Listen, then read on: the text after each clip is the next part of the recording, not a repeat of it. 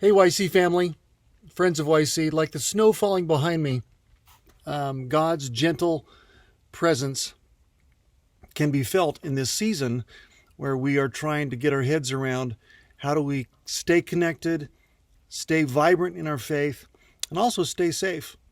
I love the fact that God is a God of beauty and a God that wants to touch us in every circumstance in life.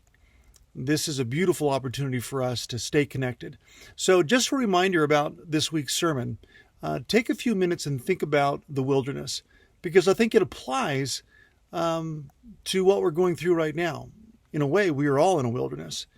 We are in a wilderness that puts us in a place where we can connect more closely with God or think that we're abandoned. I gave several illustrations this weekend from Scripture.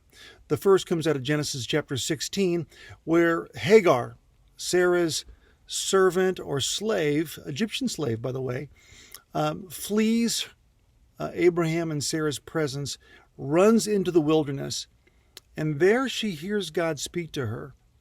God comes to her. It's called a theophany. It's whenever God, is manifest in the Old Testament. And God basically says to her, Hagar, you're running away, but I see you. I see you in this place, in this season, and I'm with you, and I have a plan for you. I think the wilderness, as I described it this weekend, with 5 different aspects. The first being it's often something we run to or escape. We try to escape from something. Hagar was trying to escape the harassment and mistreatment that she had experienced from Sarah. Secondly, it's a time of isolation. Third, it's a time of transition. Fourth, it's a time of testing. And fifth, it's time of development. Those are all true for Hagar. They were all true for Moses, who had his experience in the desert or wilderness as well. They were true for the children of Israel. It was true for Jesus. It's true for us. Take some time today and think about this season as a season that we want to apprehend.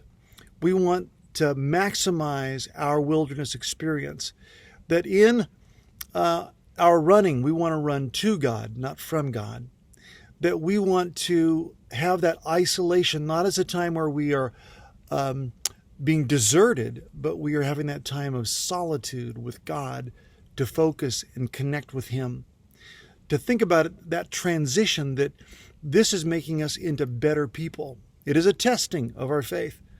But lastly, the fifth thing, it's a development of our faith, of our trust, of our dependence on Him. Today, maintain your dependence. Embrace this wilderness. You are in my thoughts and prayers, and I will see you tomorrow. God bless.